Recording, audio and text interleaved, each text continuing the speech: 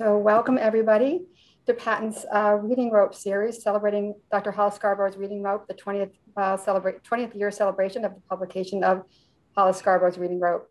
We are absolutely thrilled and honored to have Dr. Louisa Moats leading us this evening in the Decoding and Phonics strand of the Reading Rope.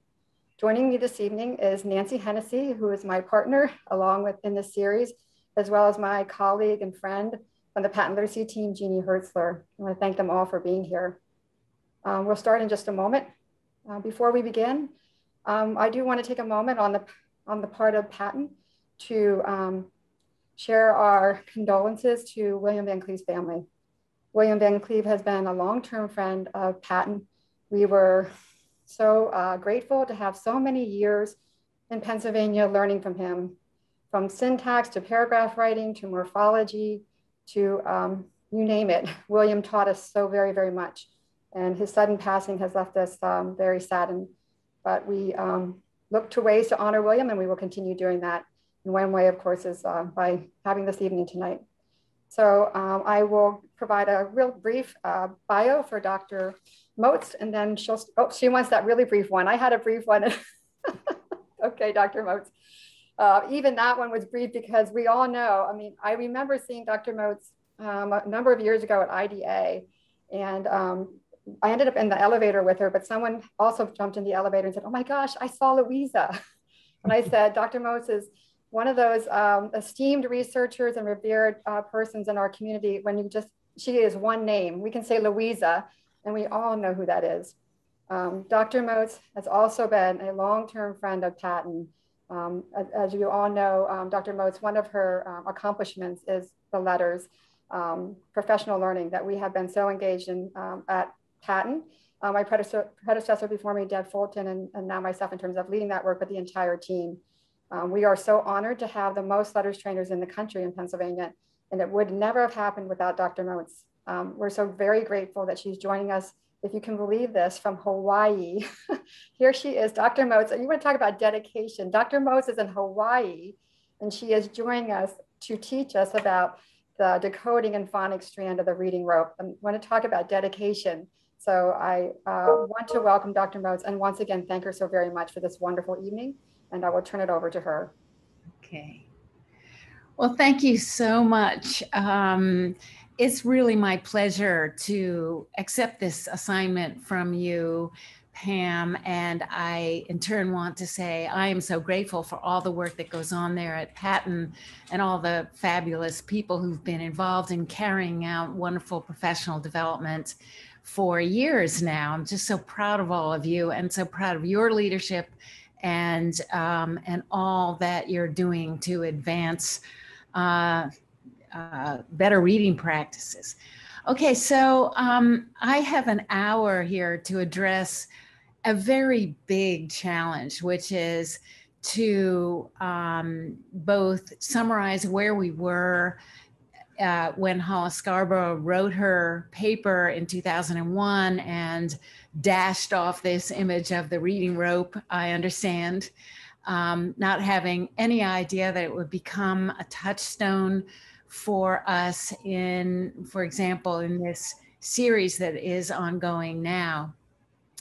I'll also need to review what I consider to be the high points of new evidence about this strand of the decoding strand of the reading rope.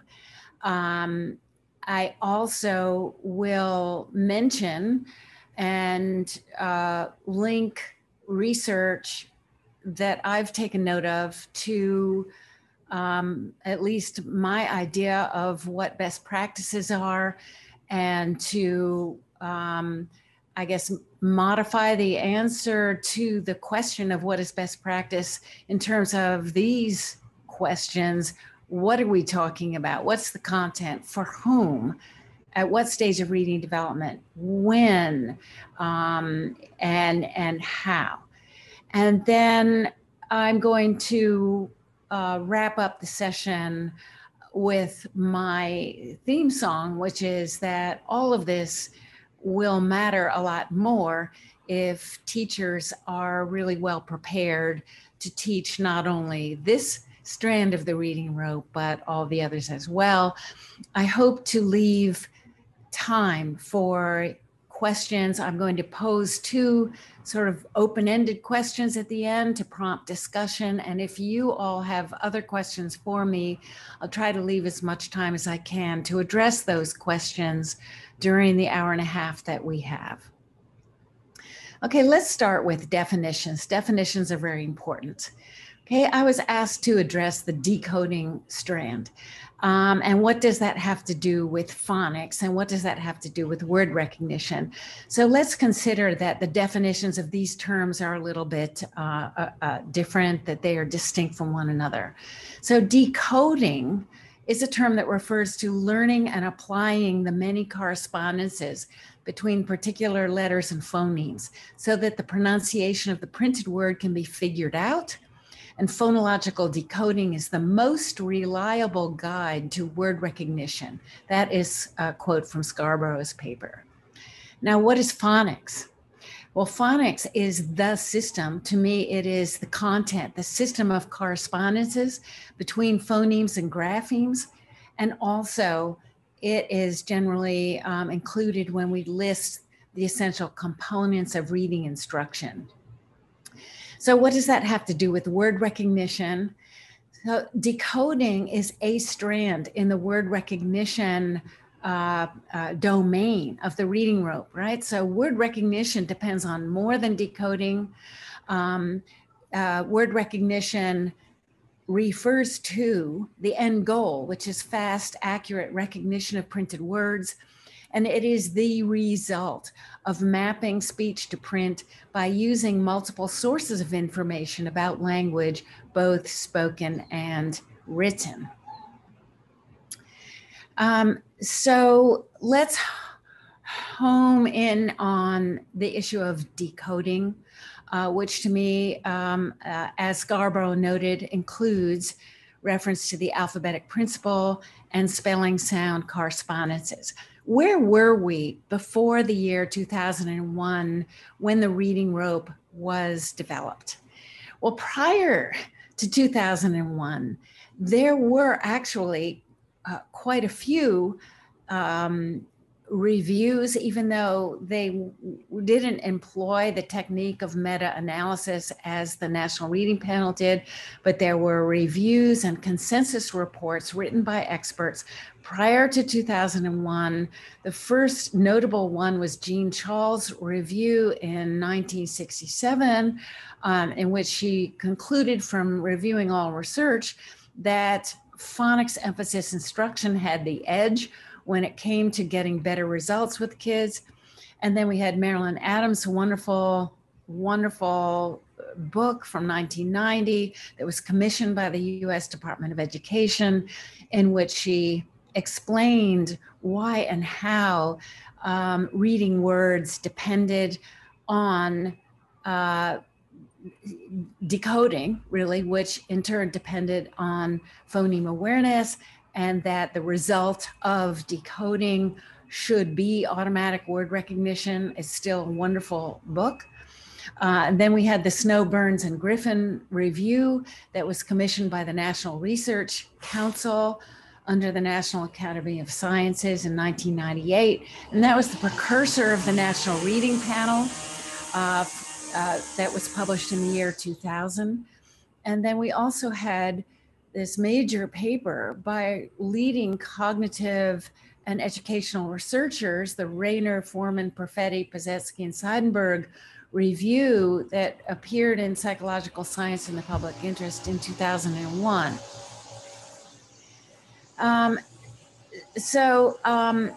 The National Reading Panel report, although it's the one that's so often referred to, was preceded by a number of other consensus reviews. And what did they all conclude? And I think one of the best, most readable papers about the meaning of the National Reading Panel findings and all that went before that is Aries' chapter in the Voice of Evidence of Reading Research, published in 2004. And these were very important and consolidated findings. One, words are not read by visual shapes or contextual guessing or whole word memory. And this had been, I guess, a consensus finding for 30 years at that point. Sight word learning depends upon the application of letter sound correspondences. So sight word learning doesn't happen by sight. And letter sound correspondences provide the glue that holds the words in memory for fast reading. And as Airy said at that time, reading requires knowledge of phonemic segmentation, letter sound correspondences, and spelling patterns to bond the complete spellings of specific words to their pronunciations and meanings in memory. So a key word here is bonding. And now we use the term orthographic mapping to describe this process of bonding speech to print in memory so that words can be read automatically. But what Airy was summarizing here is the same series of related ideas that Scarborough was summarizing in her rope image. So also in Airy's review of the National Reading Panel in 2001, she went into more detail than Scarborough did about what we mean by teaching phonics, and she laid out the different approaches to teaching phonics that were part of the National Reading Panel review process. And those included synthetic phonics, which is blending the phoneme, grapheme correspondences into the whole word, analytic phonics, which is more of a whole to part approach, teaching phonics through spelling, or a speech to print approach that emphasizes spelling as the way to consolidate word images in our word form areas, embedded phonics, which involved extracting correspondences from exposure to whole words with context clues from text, analogy phonics, in which words are not broken down as such, but kids are taught that if you know clock, you can read smock and so on. So there is an implied association of onsets and rhymes, basically, as words are compared. And all of these approaches were compared to whole language, in which phonics was non-existent, minimal, incidental, or treated as a last resort. So in the NRP, which was done about the same time that Scarborough did her analysis, systematic meant that all the major correspondences were taught and covered in a clearly specified sequence. And systematic phonics instruction, it was found, was more effective than non-systematic or no phonics instruction. It was effective across a variety of conditions. It facilitated reading acquisition in younger and older readers. Its impact was greatest in grades K to 1. Synthetic programs yielded a bigger effect, especially in classrooms. And early evidence in that review showed big effects with English learners. And I noted that as I reread the report, because still it is the case that many people who are experts in teaching English learners advance the view that phonics is not essential for English learners, or it doesn't have the same effect, which is clearly not what was found in 2000. All right, so that's where we were 20 years ago. And given that, it is, one of the questions I'll pose at the end is, well, why didn't all of that take hold? Where have we been for the last 20 years? So there's, as everyone knows, a big chasm between research and practice. But let's look at the research now since 2001. Well, of course, Seidenberg's book is a fabulous synthesis of cognitive research in reading, and I have learned a lot from this, and I think we all have. And the explanations that he advances for what actually goes on as we learn to read helps us put in perspective what we are doing as we teach phonics. So here's a very important point, and that is that implicit learning of print-to-speech correspondences has to occur. It involves pattern extraction based on increasing exposure to print, because the print we look at is very complex. It has a number of patterns in it that we don't teach explicitly, and we cannot teach all of the patterns that there are to learn, and therefore implicit learning has to be taking place for people to actually learn how to read with fluency. And that's kind of analogous, I think, to where we are when we teach vocabulary. We know we cannot teach kids the meanings of all the words they need to know, the 50 to 60 to 70,000 words they need to know. So what we teach explicitly, and I sent a PDF of my slides, and I realized that there is a very important word that is missing from the PDF that I sent. So if you're taking notes, please note this. What we teach explicitly is not equivalent to what must be learned. In other words, the learner has to learn a lot of stuff that we cannot and do not teach explicitly because of our own limitations in the classroom and as teachers. What we do learn is statistical dependencies through a lot of experience with print.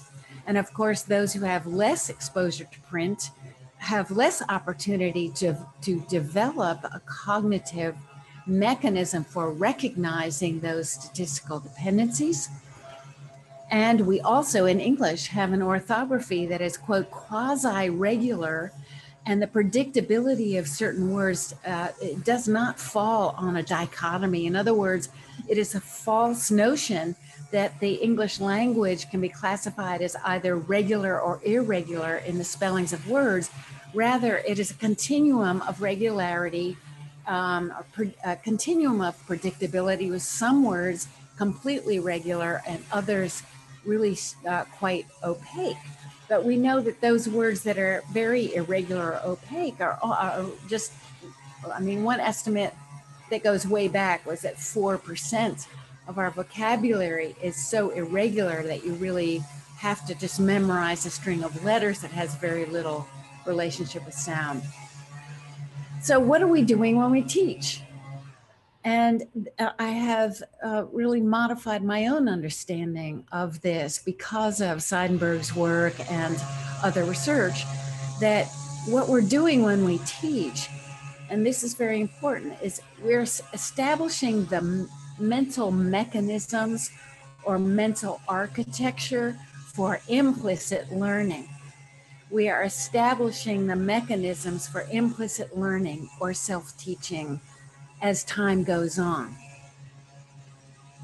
So here's an example I like to use. What if we want kids to learn how to spell the combination 8 in English words?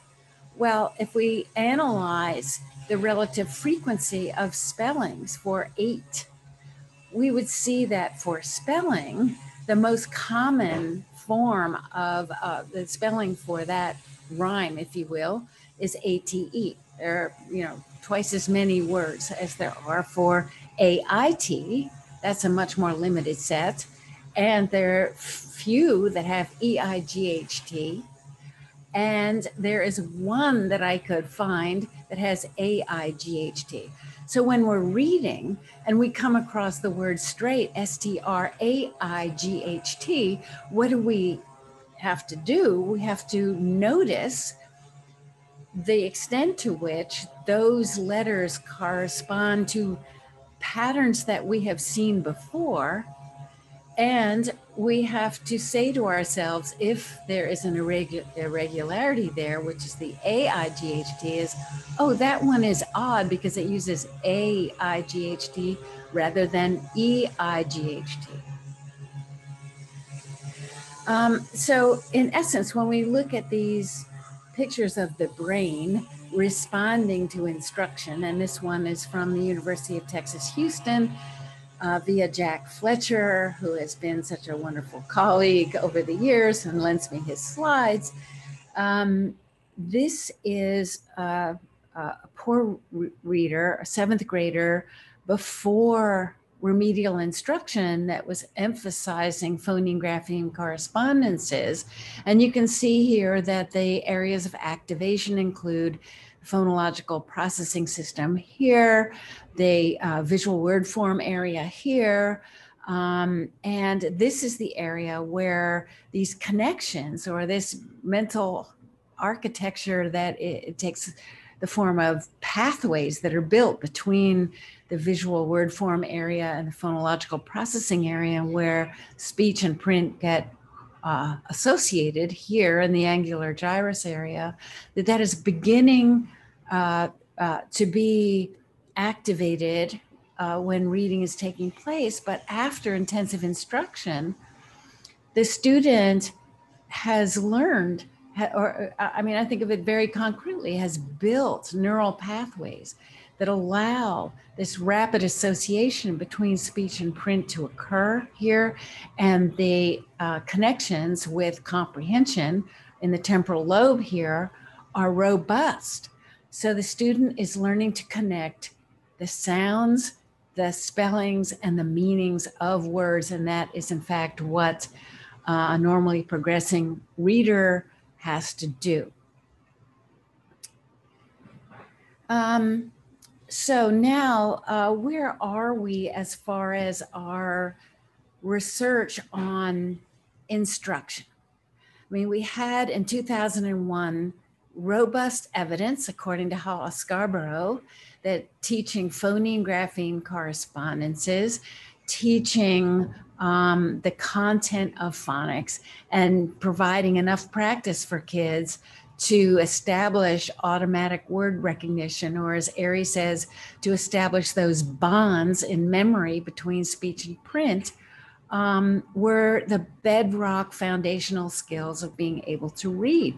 So what else have we had to learn since then? Well, there has been, perhaps until now, a more robust consensus about the approach to phonics instruction that is the most powerful. That is, that results in the most kids achieving automatic word recognition via phonics instruction, and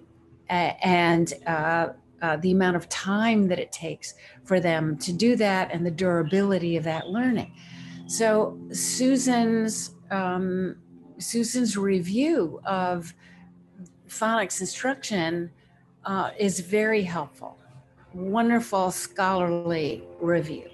And she presented the evidence that synthetic phonics are going from part to whole, especially in kindergarten and first grade, results in significantly greater progress in beginning reading instruction. And that's good news for those of us who have been arguing that for a long time. Now, it's not that other kinds of activities or exercises are worthless. Indeed, there's some evidence, especially in teaching spelling, that analytic phonics can be helpful.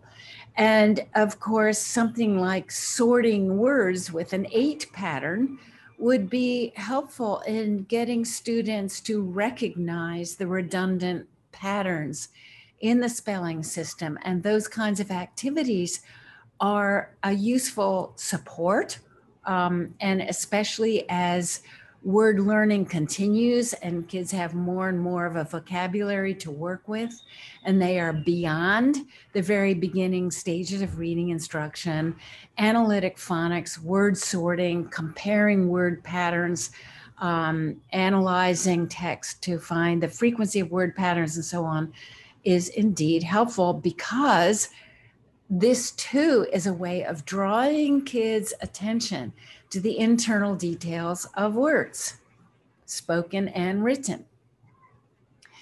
And then we have the very important contribution of Carol Connor, who unfortunately has passed away now, but she contributed at least 20 years of research on differentiation of instruction. And this is very important because it helps us as advocates for code emphasis instruction to recognize that there are some kids, especially at second grade and onward, who need less teacher-directed code-focused instruction than the kids who have weaker skills, especially at the second grade. And it's very important to differentiate and take those second grade kids with weaker skills and provide more intensive teacher-led code-focused instruction until their skills or word recognition skills are more solidified. But she has demonstrated as well that some phonics, some systematic phonics continuing in second grade helps the better readers as well. And I would modify this and say, especially in teaching spelling, we want to continue to reinforce knowledge of the orthographic patterns of English, and we can do that through spelling as well. Susan also emphasized, as have all of the researchers that have investigated code-focused instruction. In fact, I do not know of any reputable researchers who have argued otherwise. But the point is that teaching phonics is not and should not replace or be in opposition to lots of reading with a focus on comprehension. Now, we do have a growing literature, although it is much less robust than the literature on reading itself. But the reciprocity of reading with learning to spell is undeniable. I mean, Rebecca Treeman's work for decades has shown relationships between spelling knowledge and vocabulary growth and speed of word recognition. So again, this would make sense if we understand that consolidation of word images in the word form area depends on linking sound, spelling, and meaning, and that word recognition is fastest when those aspects of word knowledge are linked together. It makes sense that if we know a word well enough to spell it, that we will know a word well enough to recognize that word quickly. And then Beverly Weiser's dissertation work, which she published with Pat Mathis in the Review of Educational Research, is important. Using encoding instruction to improve the reading and spelling performances of elementary students at risk for literacy difficulties, best evidence synthesis found that, yes, if you include spelling as a component of a code emphasis instruction in kindergarten and first grade, you will get a faster, better result, more robust result that generalizes better to all aspects of reading and spelling than if you don't include spelling. And then I really like the work of Jean Ouellette, I hope I'm saying that right, and colleagues, learning to, the paper Learning to Spell from Our Mistakes, or Learning from Our Mistakes, Improvements in Spelling Lead to Gains in Reading Speed, which was in Scientific Studies of Reading, again reinforcing this idea that a consolidated word image in memory enables us to read the word faster, and we can acquire that consolidated word image by knowing it well enough to spell it, knowing all of the letters in the word.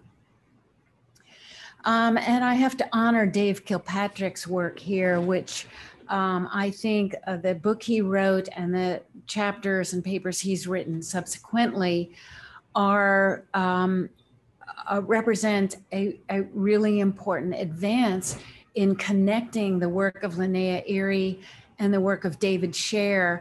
And David Kilpatrick's explanations of what goes on as we learn to read and the role of decoding in word recognition and the role of decoding in the process of orthographic mapping is very, very important work. So I've simplified here his message, but it's a reminder to everyone that we understand, again, through decades of work, and this is beyond the National Reading Panel, why some of the things that have always turned out to be more helpful in learning to read are more helpful. So here we can see that if we're learning to read the word red, and we have the word red in our vocabularies, and we're able to take the sounds apart and map them to the letters, that is simple phoneme grapheme mapping, one letter for each sound, right? But then we have a somewhat more oblique relationship where the word has is in our vocabulary, but the last sound in the word is z, not s. And we have to make the link when we see HAS, and we have to say to ourselves, oh, S represents Z in that word. That process entails some flexibility in that mapping process, but that's what a good reader does, or if a poor reader has to be taught that explicitly, they will do that too. But what about a word like have? Is there a completely different process that doesn't involve decoding because this word is atypical? And as Dave explained so well, that in fact is not the case. And as David Scher and Linnea Erie have both said, there is no such thing as a quote sight word, in that we do not learn words in our alphabetic orthography purely by remembering a string of letters with no connection to sound. So to make the connection to sound, we look at these words, look at these letters. We may say to ourselves, oh, that looks like have, but I don't have a word in my vocabulary, have. So what word do I have? I have the word have. And oh, this is an oddity. What is that E doing there? Now, it may help when we're teaching decoding. It should help for us to tell kids that no words in English end in a plain letter V. And so that E has a different job to do in that word. It is keeping the word from ending in V. And the vowel, which is spelled with A, is A, and the word is have. So when that process takes place of matching speech to print rapidly, or print to speech rapidly, and that back and forth can take place with very little mental effort, we are engaging in orthographic mapping, and that process involves implicit learning and flexibility in our thought process, because very often when we're reading, if we're using decoding and using what we know about phonics, we will get to a close approximation of a word, but then we have to appeal to our vocabularies. What word would make sense here after we've tried to read it? So context and vocabulary have a role to play, but that role does not supersede the decoding process itself. So these are complex ideas. And one of the things that is continuing, unfortunately, even after all of this evidence, which to me seems so redundant, and so, it's as if we continue to dig more and more riches out of this topic of what it means to decode words in an alphabetic writing system, especially in with the complexity of English. We still have fairly reputable people lobbying grenades at the whole idea of teaching phonics. So the latest one that got a lot of attention, I think, from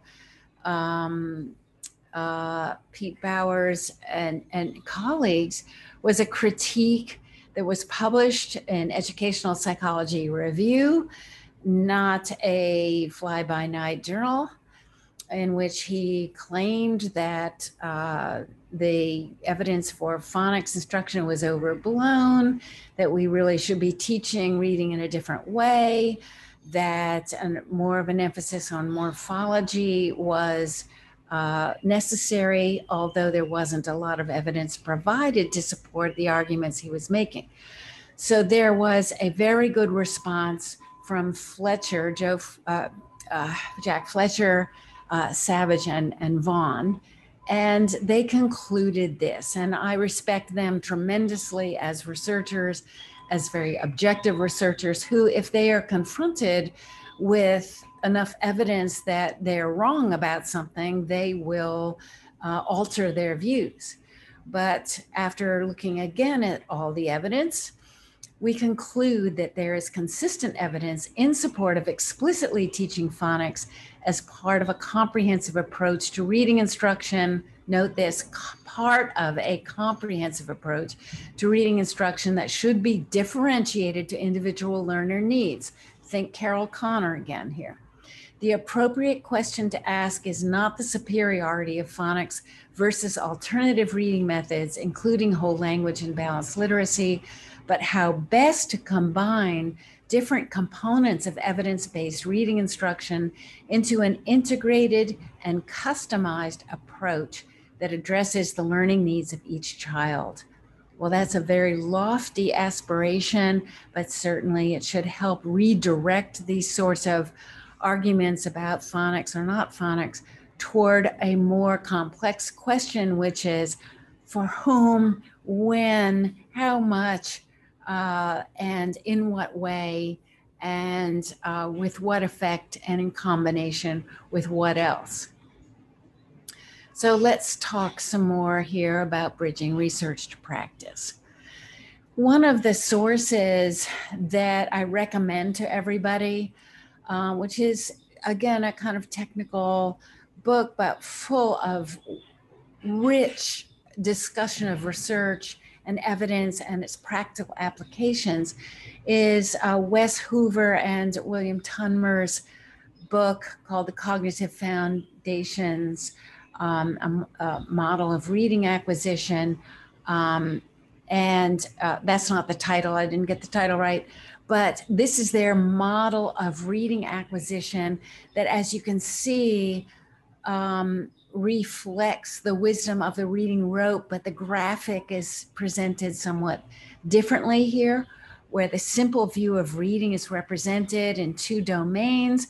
And of course, Hoover and Tunmer were students of Phil Goff's and are carrying on to a next level the implications of the simple view and have tested out over and over the simple view of reading in relation to overall reading acquisition.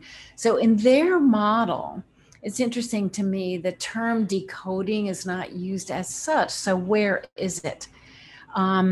So in their model, the domain of word recognition, which for Hollis Scarborough is the outcome of phoneme awareness,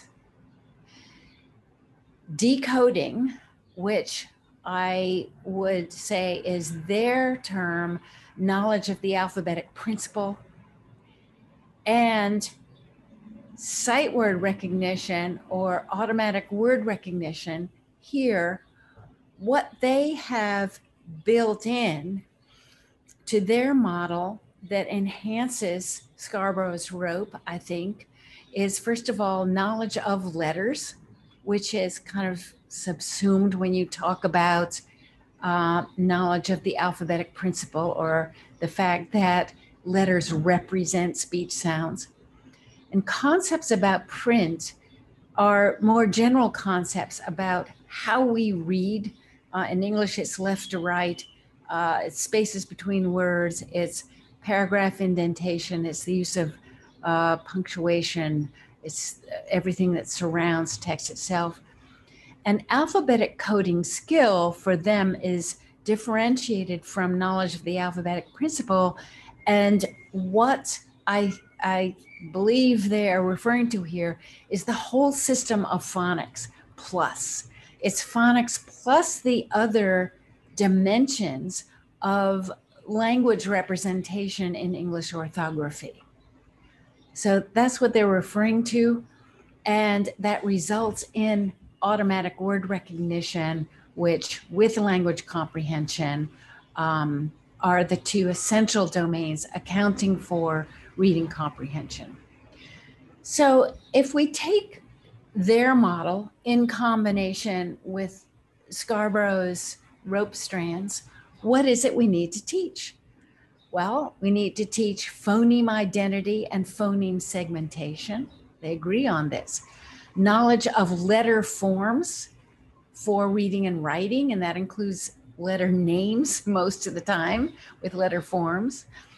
The alphabetic principle, or how graphemes represent phonemes, that's the base layer of representation in English orthography, but it's not the whole story.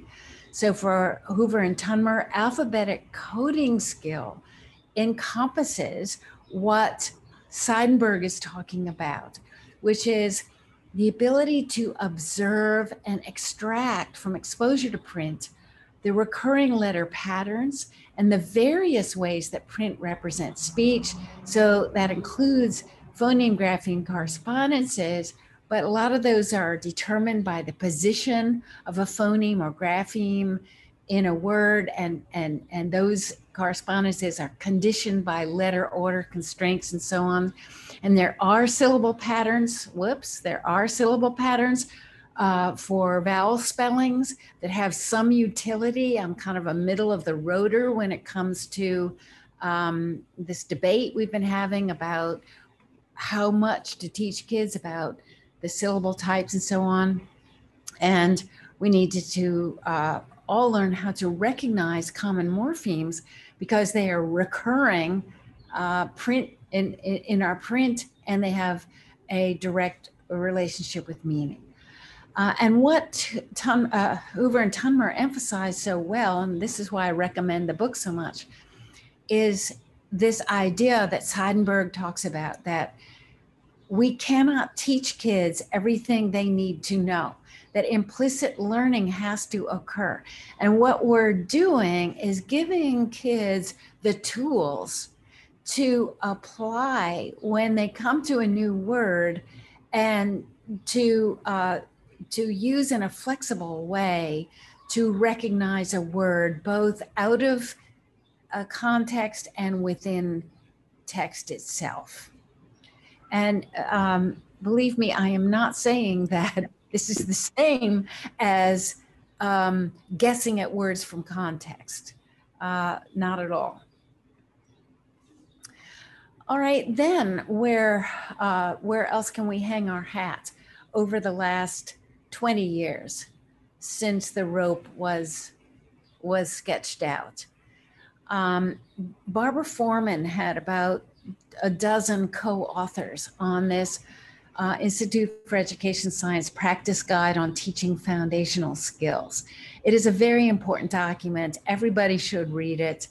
And the synthesis here is fascinating. So there were 4 major recommendations coming from all the research they reviewed on teaching foundational skills since the National Reading Panel report of 2000. And what they found was that there's sufficient evidence and minimal evidence for teaching students academic language skills, including the use of inferential and narrative language and vocabulary. Now, realize that what they're talking about is in relation to building foundational reading skills of automatic word recognition. So this does not mean that in a long run for reading comprehension that these knowledge of inferential and narrative language and vocabulary has only a minimal effect. Because if we look at the effect of these aspects of language on reading comprehension, as time goes on, these skills have a greater and greater effect. You begin to see it around third grade. It certainly accelerates in fourth grade as kids read to learn. But developing awareness of the segments of sounds in speech, that is phoneme awareness, and how they link to letters, the evidence is very strong. Teaching students to decode words, analyze word parts, meaning syllables and morphemes, and to write and recognize words, meaning to include spelling and word recognition in the same lessons, very strong. And ensuring that each student reads connected text every day to support reading accuracy, fluency, and comprehension is very important. In other words, we can't just teach phonics in a vacuum. Kids have to practice applying these skills to recognizing unfamiliar words in text. Okay, so what about classroom instruction? I am often asked and have often searched for evidence that somehow we've zeroed in on an ideal scope and sequence for teaching the code. And in fact, we have not. So where does that leave us when new products come out? I think that even though we can't identify one very best scope and sequence, there certainly are principles for deciding how to design a scope and sequence that are derived mainly from linguistic science and also from general learning theory. So general learning theory tells us that we should teach dependable high frequency correspondences before the less predictable correspondences. That we should, from a linguistic standpoint, pay attention to both the phonological confusability of sounds and the orthographic confusability of letters and letter combinations when we're designing instruction, so that, for example, if it's a special ed program and we know that the learners are going to be struggling to remember, we're going to enhance memory by giving them very clear distinctions between the stimuli that we're asking them to learn in the beginning stages, and then we will make finer and finer distinctions as we proceed. But there are two aspects to confusability. One is that some speech sounds are very similar to each other, and the other is that some letters and letter combinations are very similar to each other. And then we want to teach simple syllables before complex syllables. And for example, I think of Rebecca Treeman's research, which is so clear about the fact that kids learn how to spell through a process of progressive differentiation of what is in the spoken word, and words with consonant blends are harder to take apart into their constituents phonemes than words with single consonants before and after vowels. So you want to ease into the blends and not just throw them in there willy-nilly. Then coverage of the most common phoneme grapheme correspondences and the reliable syllable patterns and the common morphemes as meaningful units should be the meat and potatoes of a beginning phonics curriculum. And again, I'm contrasting this with programs that go overboard trying to teach absolutely everything, like, you know, the 6 ways that OUGH can represent a sound. I think that's maybe counterproductive, but I know there are people who do it. And then we want to progress initially from single syllable to multi-syllable words and not just throw the multi-syllable words in there in the beginning until kids have consolidated the basic units. And then we want to teach inflectional morphology quite early in the process, and move on later to derivational morphology. That means these simple suffixes that are so common in words need to be taught relatively early to kids so that they can make meaningful sentences and read meaningful sentences. So also, do we have a best lesson plan? Well, I would say that from all of the very effective programs that have substantial research showing their effectiveness, and the research studies that have been reviewed in these major reviews, what do they have in common? Well, I think these are the elements they have in common. There's a review segment. There is a phoneme awareness or listening task where kids' attention is focused on speech. There is a direct, explicit explanation of a new correspondence pattern, no matter what the unit of correspondence is that's being taught. There is guided practice with immediate corrective feedback available to the students. And then there is additional practice, which is supervised, but which may be somewhat more independent, with kids working in pairs or working independently, and then having their work checked and so on.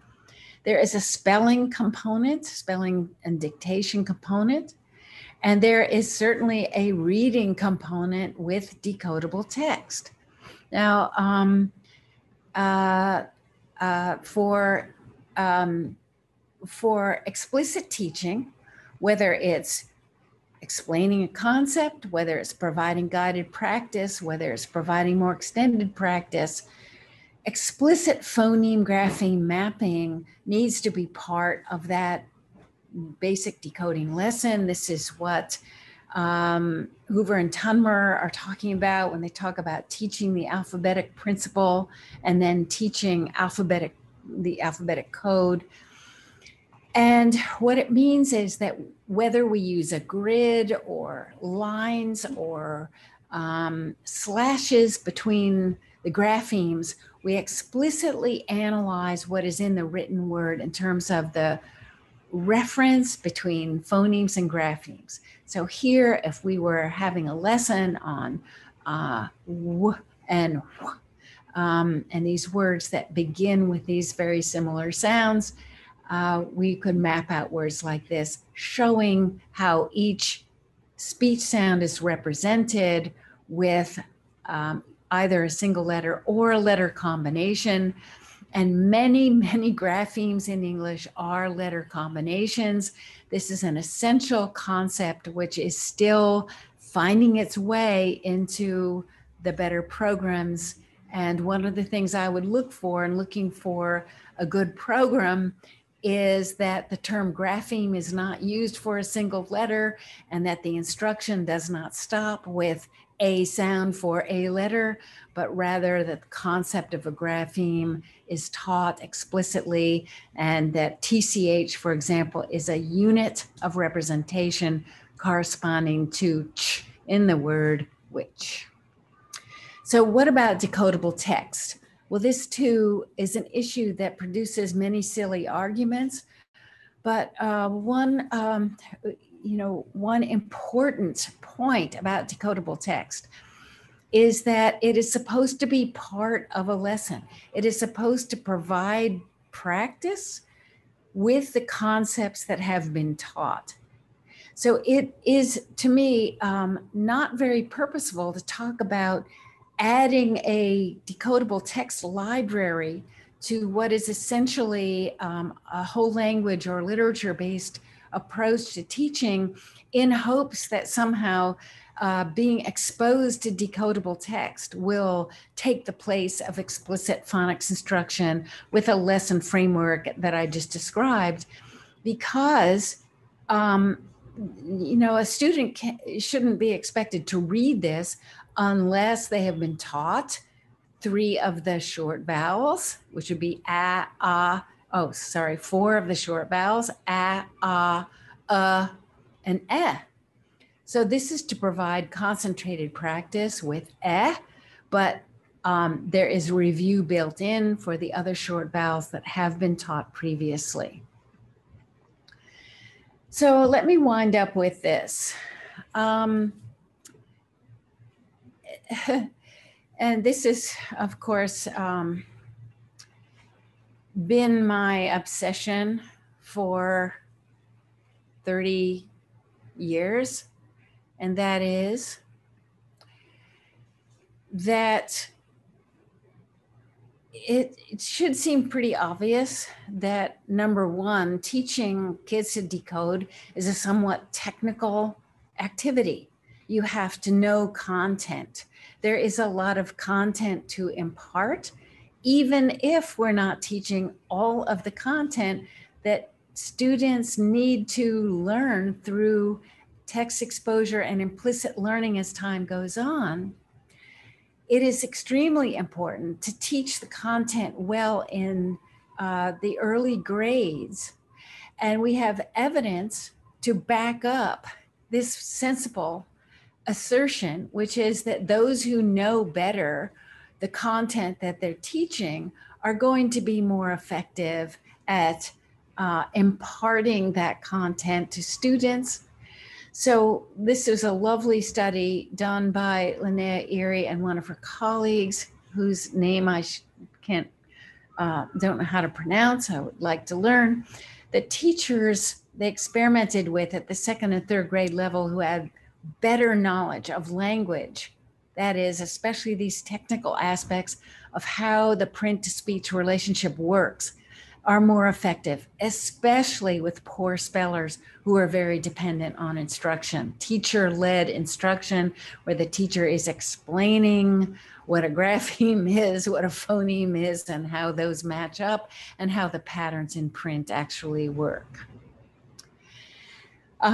There is a study just published in Scientific Studies of Reading by our Australian colleagues that I thought was outstanding in terms of its technical sophistication.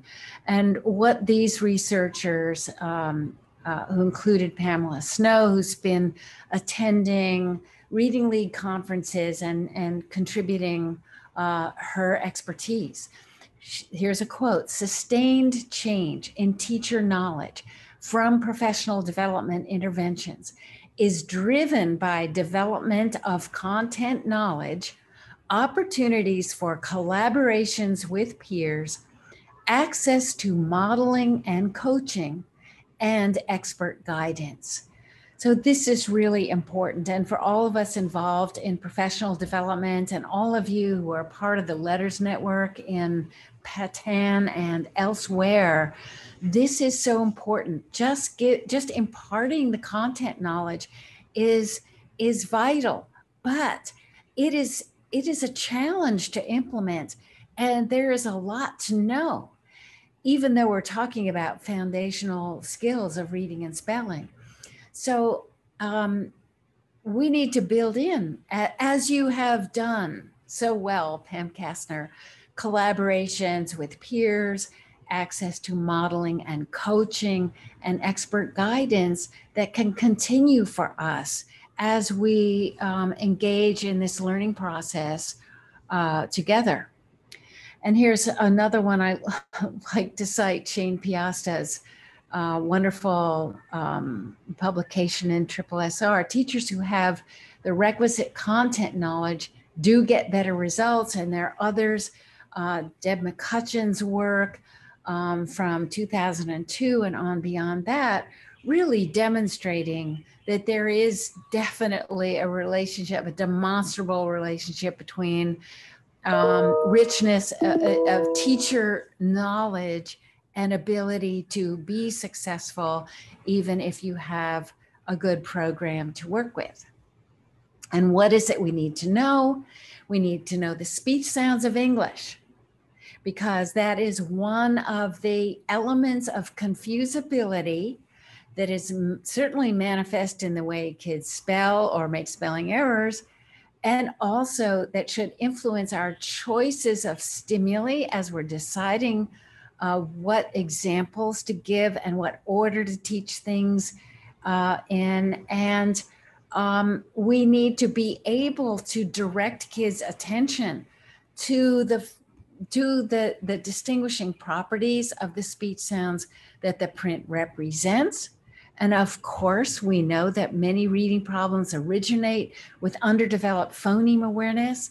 And I would just say that some of the debates that have gone on lately are really a little beside the point, because the goal to keep in mind for all of us is whether or not the students have a mental representation of what the speech sounds are in the word that they are trying to read and spell, because those speech sounds are the reference point for the graphemic array that they have to start making sense of and remembering.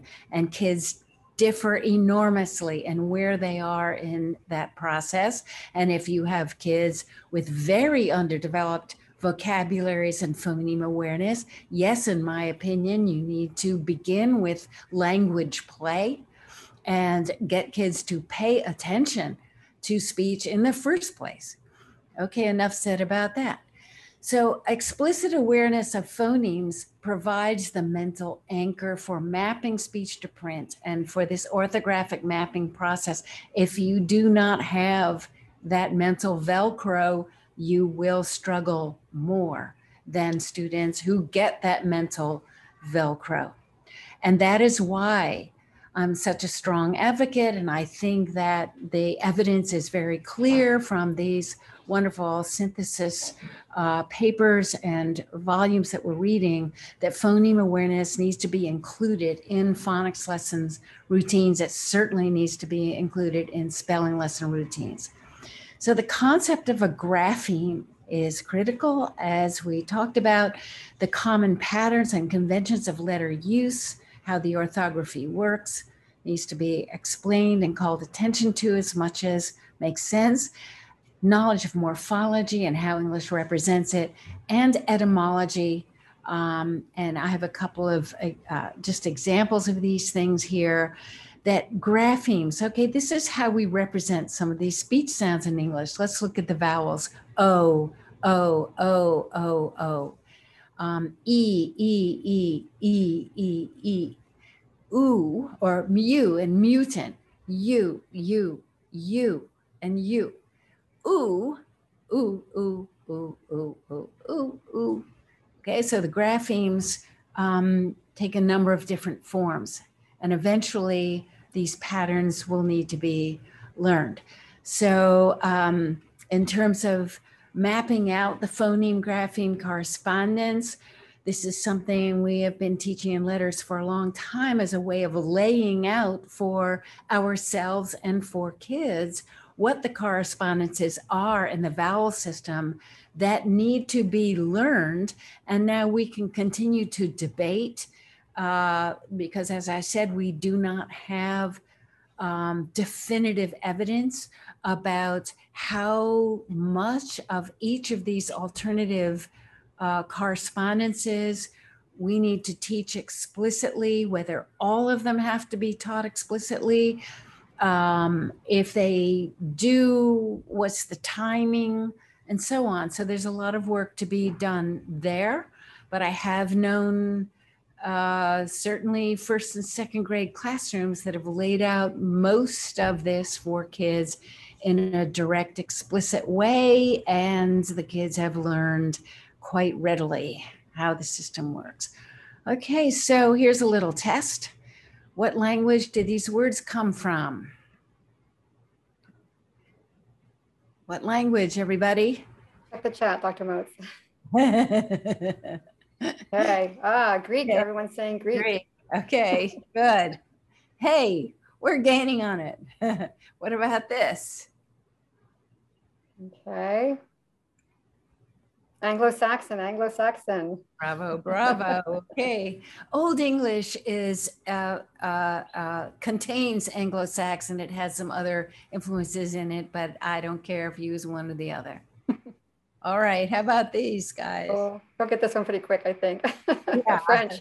Okay. So, of course, this is my favorite example about why And I'm not an advocate of basing an entire curriculum on the origins of words. I think that's extreme and overboard and ignores some of the fundamentals. But I do think that the more we know about our language and the more we can appeal to explanations that help kids get a mental grip on what they are learning and the reasons why words might be the way they are, the more the language will make sense for kids. So the goal is to make sense of words in any way that we can. Okay, which letters can never end a word? I gave you this one. Okay, let's see. When do we use CK? I'm watching the chat, and I know they know this. Okay, well, you're a after a short vowel sound. Okay. All right, how about this one? Why does title have one T and little has two in the middle? Oh, okay, let's see. After short vowels? That might be from before, let me see. Long versus short vowel. Long, there's the T is there to keep the first. They're coming in too fast. Open syllable, closed syllable. Yes, thank you. Okay, that's the answer. Okay. And so when we talk about, how much to teach about syllables, well, obviously, it's useful to be able to explain the difference between title and little. So it doesn't seem totally random to kids. Now, on the other hand, we can overdo, coding syllables and classifying and so on. It's, to me, a stepping stone, but however, I would say that more research would be useful. And there was a great paper, was it Erie? Graphosyllabic analysis helps kids learn to read and spell. I think with second graders, they did that. It's a good classic paper. I am almost finished here. Okay, so characteristics of effective intervention. I went back and read Jack Fletcher's summaries of this. Differentiation based on assessment. Okay, so as the critics like to say, well, one size doesn't fit all. That's true. Okay, but on what do you base differentiation?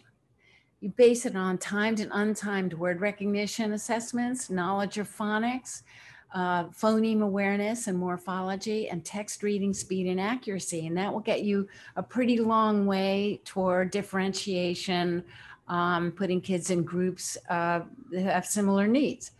Then intensity sufficient to produce gains in relative standing. So that means that if you have poor readers, I'm thinking of Torgeson's work here, poor readers at the 3rd, 4th, and 5th grade level, about an hour and a half a day is what he prescribed if you're going to change the relative standing of kids, which is much harder to do after kindergarten and 1st grade, which is our golden opportunity to help kids get on the right track. Use of a lesson format and routines for systematic and explicit teaching. As Jack always says, it's systematic, explicit teaching that makes the difference, even though we don't have the perfect scope and sequence outlined yet. And immediate corrective feedback and reteaching as necessary. And then the content is important. It's the structure of language. And if we can get all of this right, we have our best chance to help the most kids make the most progress. So that's it. So I posed 2 questions. This one has been nagging at me for my whole life, and I'd love to know what others think. And what do you think are the main obstacles to widespread application of research on phonics and decoding? And so do we want to take this up together? Yes.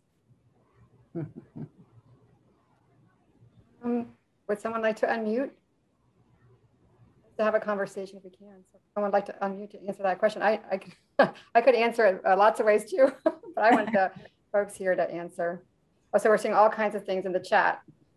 Change is hard, lack of training, profiting off from kids. philosophy versus convergence of evidence, teacher knowledge and aversion to the idea, lack of teacher updated training, lack of training, universities, generations of teachers who haven't learned. Tests that seem to be more important, lack of teacher content knowledge, fixed mindsets, lack of training, lots of lack of training, lots of, yes, lots and lots of lack of training and knowledge. New things are hard. Teachers who know, knowing better but doing better is hard. Yeah, yeah. Not on the PSSA. Yeah, lack of training. And I think sometimes I reflect on this, various things that I've written, because I would say that Money. Maybe 30 years ago, I was just angry, fed up. I couldn't understand why, given all the research that existed at the time, and that was 30 years ago, there wasn't any question about these things. As I think about what I just said over the last hour, when we talk about the progress we've made, okay, those are a lot of refinements and understanding why these things are important and how kids differ and how to think about the whole thing and how it fits together. So that's where our main advances have been. Nevertheless, given all the evidence that was there when Hollis Scarborough did her amazing work, we're 20 years later, and the most popular programs, the most widespread programs, have not had systematic explicit phonics instruction. So this is really important to try and figure out. And I mean, all the people who said lack of training, yeah. And it's the generations. Okay, if you went through school and you were one of those people who learned how to read because you were wired up with that mental architecture that Seidenberg talks about and that Hoover and Tunmer talk about so well, and you looked at the word have and you said to yourself, oh, that's not have, that's have. Isn't that odd that there's an E in there? You made your way into the teaching profession because this all made sense to you, right? And you figured, so those dynamics, those mental processes were going on, but you weren't necessarily aware of it, and no one was making it explicit.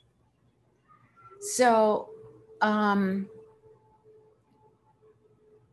glad that you're angry and that they said they're glad that you're angry and that you're speaking out.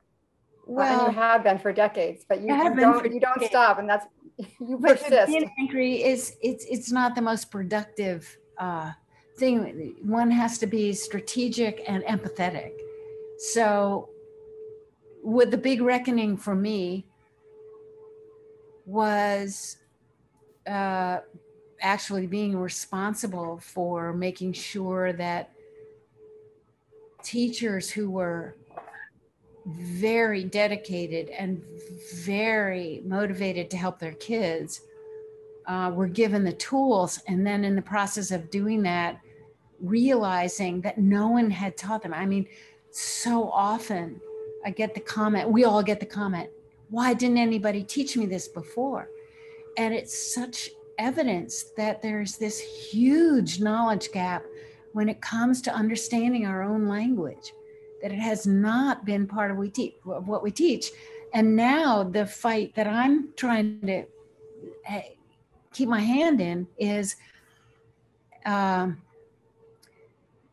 having schools of ed and professional development providers realize that any of us who do this have to do our basic homework on, why are words spelled the way they are? How does English orthography work? And how the heck do we explain it so that it makes sense and it doesn't amount to guesswork? And that means having a course in language, having several courses in language, rather than some of the other things we ask teachers in training to do. And then once you see how it works, I remember, when it finally made sense to me, and it was only in my doctoral program, I often talk about this, and I did for the Reading League, I had been in the field for over 10 years and finally got into a class where I was taught what the phonemes are, and I taught how this works and taught how to look at spelling. And I kept thinking, why didn't anybody teach me this before? But it was like this, once you have that insight, nobody can take it away from you. Then, once you have the insight and you look at words in terms of all these layers of language, no one can take that away from you. So then you're equipped to go to bat for what matters. Oh, okay. Question 2. In what ways can the instructional materials available to you be improved? You're going to open the floodgates here. Good, because we have I have colleagues who are figuring out how to publish things themselves, and they're doing a great job, and these are sometimes the best things. Concerns about ed reports.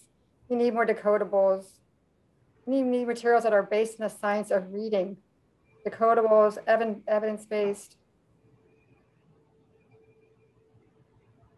Inclusion of modeling and coaching. Lean and targeted, not full of everything, explicit. Scope and sequence based on the research, systematic. Sometimes it's affordability, lots of decodable text diversity. Keep them coming.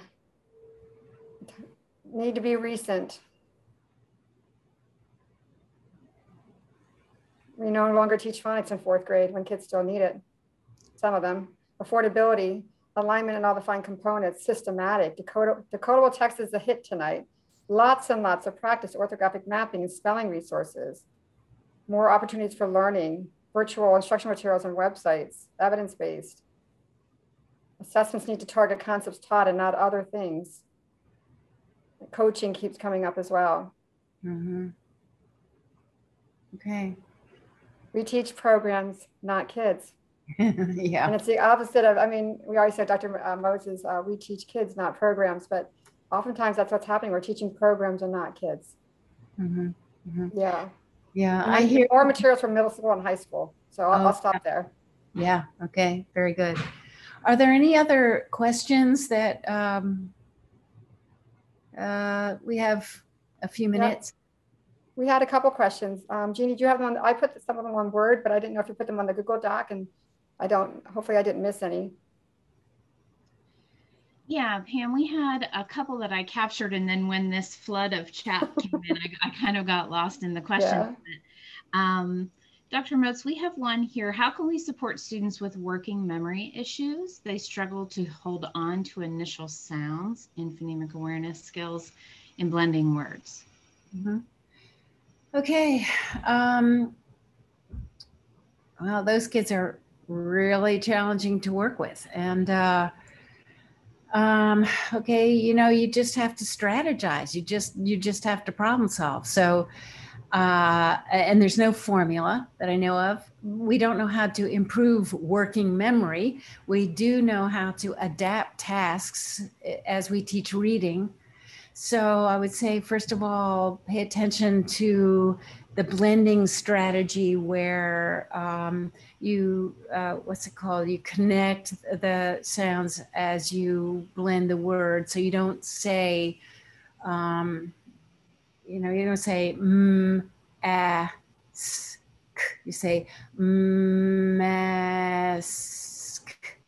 and don't and try to draw out your phonemes and have the student do that as well, so they have less disconnected information. And then you try everything. And with kids with severe learning problems like that, you think, okay, this is my problem solving head here. Think, okay, what's the alternative to doing that? Okay, I could start with a whole word, and I could start taking it apart little by little, and then I could work from a synthetic approach to a whole word. I could take a whole word and break it apart. I can go back and forth. I can, and then there's not just the problem with hanging on to sounds that are being blended. There's the problem with retention, right? From one day to the next. And these are the kids who you taught a beautiful lesson yesterday and they came back in today and you planned a little review and it was like it never happened. And that can be very frustrating, very trying. And the only answer to that is to continue to reteach and be as clever as you can about adding a little bit of novelty to the same tasks, basically. I've known clinicians, they're coming to mind, who've had to do hundreds of repetitions for kids, especially in the beginning stages when they're decoding neural architecture isn't there and it has to be stimulated and built up. And it can be a very painstaking, slow process. You just have to keep at it little by little by little, and just, you know, remember learning theory. You give the dosage that the student can remember. You repeat and repeat. You try to think of little novel ways to do the same thing. That's the only magic I know about. And sometimes if you happen to have a software-based program that is directly aligned with what you're teaching in person, you can get online practice. For example, Marianne Wolf in her Ravo program did experiment with a combination of in-person instruction like that and a lot of online practice as follow-up. And that component of her program has not been built out yet because of various issues, but it was designed for just that problem. The follow-up question to that, Dr. Moats, as a question is whether holding on to the sounds impacts orthographic mapping. Whether, say that again? Well, when we're holding on to those continuous sounds, successive blending, how does that impact orthographic mapping? There's a question about that. And then I'll have Jeannie, I think we had one more that we wanted to share too. Gee, well, you know, kids have to go through these steps. And orthographic mapping to me is a result of going through these steps over and over again. And finally, you hope that, again, this neural architecture is going to be stimulated enough to start carrying some of the, you know, the self-teaching process. So, you know, I don't know what else to say about that. There's a question about a morphology assessment, if you would recommend one. And I don't know, Jeannie, was there another one after that, but there was a question about, there's a morphology assessment that you would recommend? Well, the one I know about is Ken Apple's. And I'm not sure whether he's published it independently of the Spell Links group, but I know that for the last couple of years, he's been working on a morphology awareness and morphology knowledge assessment. So I would look at that. Jeannie, was there another that I missed? Yeah, thank you, Dr. Moats. I'm sure this one will be a very interesting answer for a lot of folks on this call. What should be the focus of leveled readers, and how could we use them since we have an abundant amount of them in our material? Well, I'd sort of put them on the side of the classroom in the independent reading library. And when students have some downtime or independent reading time, if they would like to read them, they can. And I think that the students, of course, who are most rapidly progress, this is the irony, right? The students who are the best readers, who've gotten the basics of being able to use decoding to recognize new words, would be able to enjoy leveled readers as a kind of independent reading thing, or they could read with their kids. I just don't think that they belong in an instructional program in the beginning stages until kids have consolidated pretty good a habit for decoding and knowledge of the most common correspondences and patterns in orthography. Is that okay? Yes, it is. I know one way a district school that I work with is they repurpose their level text and they organize them by topic or content or domain specific knowledge. So they took them all and they had bins for perhaps transportation or weather. And so the teacher will read them and the kids can look at them, but it's a way to kind of repurpose level text to build knowledge at the same time while kids are engaged with decodable text. And it's been a pretty big hit as a way to kind of repurpose those level text. And their book room now actually looks like the simple view of reading for the early grades. They have decodable text by scope and sequence, phonics scope and sequence, and then they have bins, knowledge bins that teachers can pick up and use. So it's really like the language comprehension and the word recognition. So that's one way. That's great. That's great. And so let me say something that I hope is crystal clear. And that is teaching decoding is a means to an end, right? And again, I think the most important recent message we've gotten from cognitive studies is that implicit learning has to take place.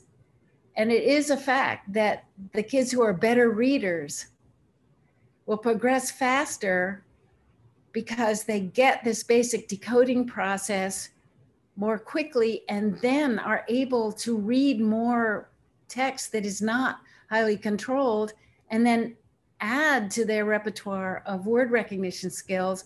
So it really is true that the rich get richer when it comes to word recognition and reading skill.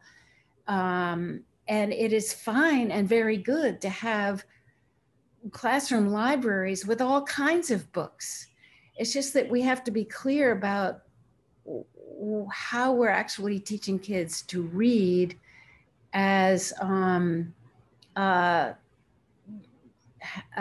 assignment for us as teachers that is to be distinguished from all the other reading activity that should go on in the classroom and the language comprehension component of all this, which is to be going on. You know, here we love talking about this process of teaching kids how to read, but remember that what's lurking in the background that's going to account for more and more of the variance over time is kids' background knowledge, vocabulary, language comprehension, exposure to academic language through all these other means. And I'm reassured to hear that you've repurposed level text with that aim in mind, which is completely appropriate. You feel good, Dr. Moats. Thank you. Jeannie, do we have one more or are we finished with questions? If we have enough time, we did have a comment that was in the chat that I thought would be worth mentioning. Some folks were looking for materials for high school, middle school. I just wanted to preface your ideas on this, Dr. Moats, with saying, remember, we're in the bottom strands of Scarborough's rope right now.